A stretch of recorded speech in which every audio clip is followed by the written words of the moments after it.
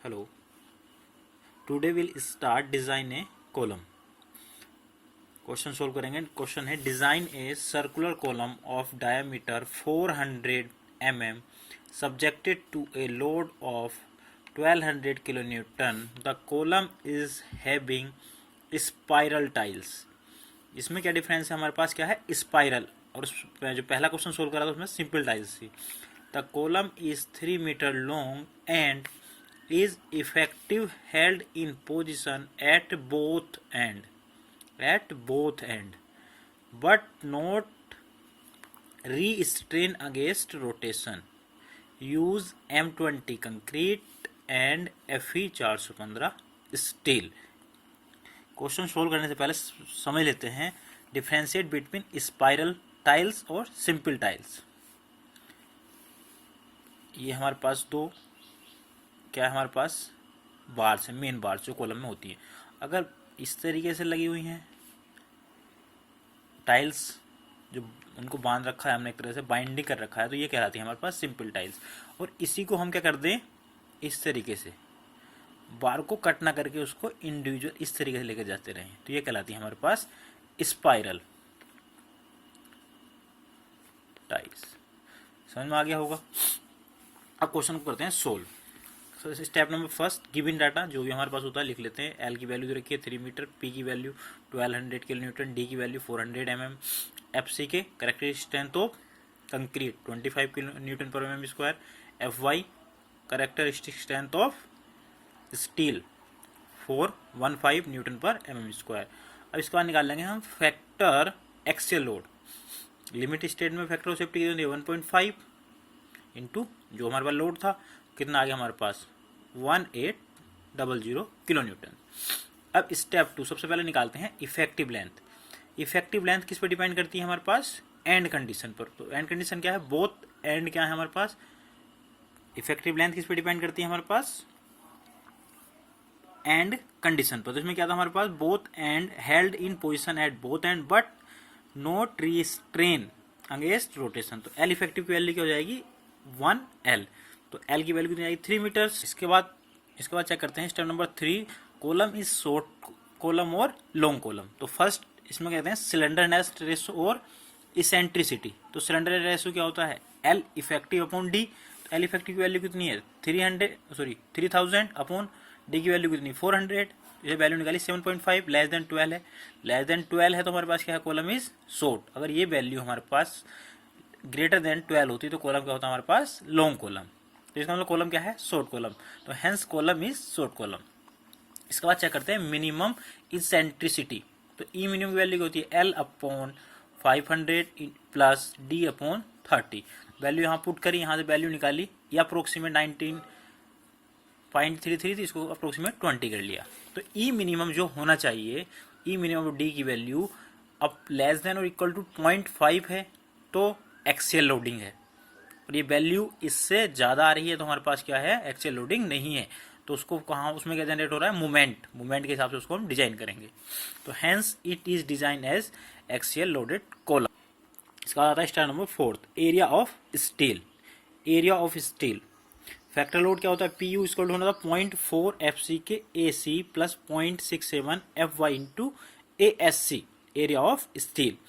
अब इसमें क्या था हमारे पास, क्या है हमारे पास स्पाइरल बेंडिंग है. तो स्पाइरल बेंडिंग में अगर लोड की वैल्यू 2000 से कम है तो इसकी स्ट्रेंथ 5% बढ़ जाती है.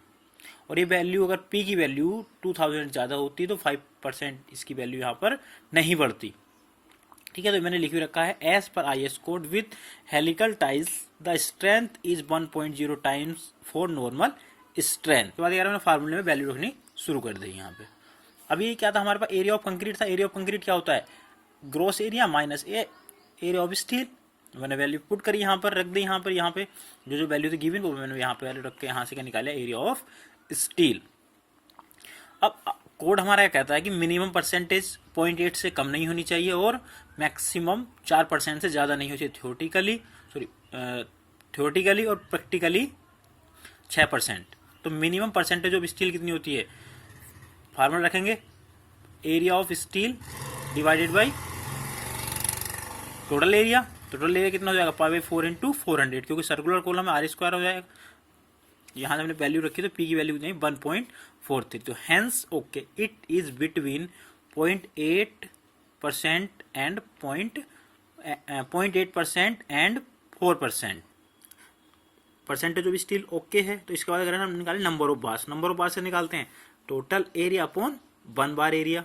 हमने करा डायमीटर ऑफ बार्स 20 mm का मान लिया, तो यहाँ से क्या हो जाएगा टोटल एरिया स्टील और डिवाइडेड बाई 1 बार एरिया, तो यहाँ आई 4.7 हम प्रोवाइड करा नहीं सकते। और सर्कुलर कॉलम है तो उसमें हमारे पास जब मैक्सिमम जो बार्स होंगी या तो 2 होंगी, 4 होंगी, 6 होंगी, 8 होंगी, मतलब इवन नंबर में ही होंगी, ओड नंबर में नहीं होंगी। तो in circular column the number of bars in even number of bars, तो hence provide steel number of bars कितनी है 6, हेंस प्रोवाइड स्टील कितनी आएगी 6 इंटू पाई बाई 4 इंटू इतना, यहाँ से ASC की वैल्यू कितनी आ गई 1884 mm स्क्वायर, जो हमारे पास प्रोवाइडेड है। आई कितनी थी इतनी, पर हमने जब नंबर ऑफ बार 6 कर दी तो प्रोवाइड तो चेंज हो जाएगा, तो ASC कितनी हो जाएगी हमारे पास ये वैल्यू हो गई। हमारे पास मेन स्टील आ चुकी थी, हमारे पास क्या बचा, हमारे पास जो साइड में उनको बांधने के लिए बेंट अप करने के लिए जो रीइंफोर्समेंट चाहिए वो आएगा हमारे पास helical reinforcement.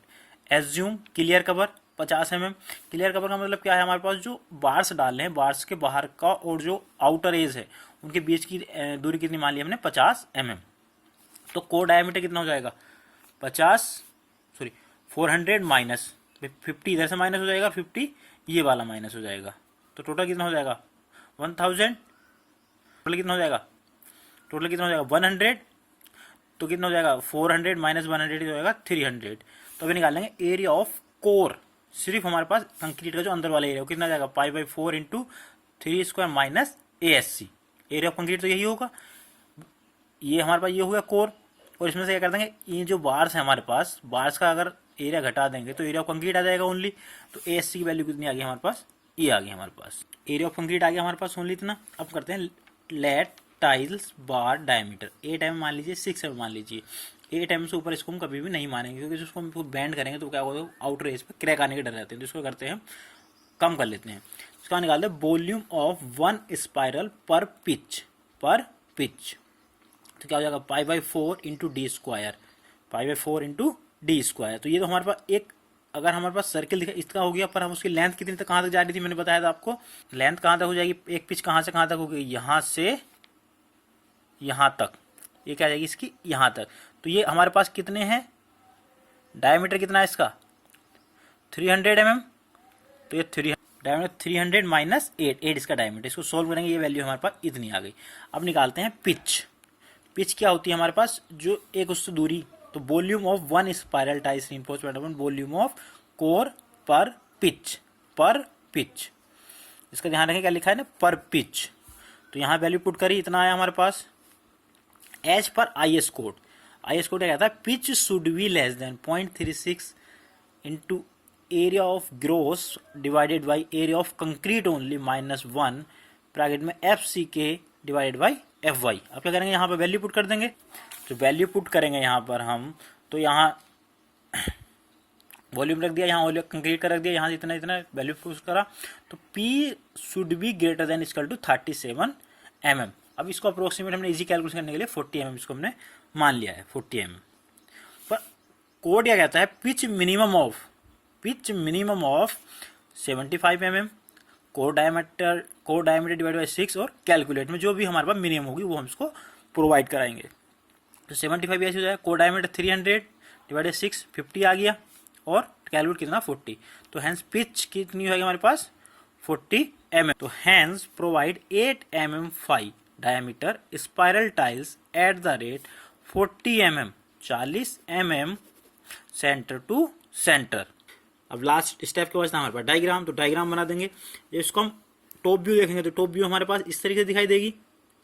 Number of bars कितनी आई थी 6, 1 2 3 4 5 6 बार्स होगी। डायमीटर कितना था 20 mm, 6 बार्स ऑफ 20 mm 5। और जो हमारे पास ये स्पाइरल है ऊपर से ऐसे दिखाई देगा, तो 8 mm 5 spirals tiles at the rate 40 mm 40 mm centre to centre. ये तो टॉप व्यू देख रहे थे हम, ये तो हमारे पास क्या था टॉप व्यू। अब देखेंगे इसका हम साइड व्यू। तो साइड व्यू क्या होंगी, तो ये 6 बार्स ये हमारे पास ये 6 बार्स ये वाली दिखाई दे रही थी, तो हमें साइड देखेंगे तो इस तरीके दिखाई देंगी। और ये हमारे पास जो ये स्पाइरल ऐसा था, और जब साइड देखेंगे तो हमारे पास कैसा होगी, इस तरीके से। तो एक स्पाइरल कहाँ से होगा, यहाँ से यहाँ तक मान लीजिए, या अपना यहाँ से यहाँ तक। तो ये वैल्यू कितनी होगी हमारे पास, 40 mm। अगर अभी भी किसी स्टूडेंट को डाउट है तो मेरे को कॉल करके कंफर्म कर लीजिएगा। Thank you, bye.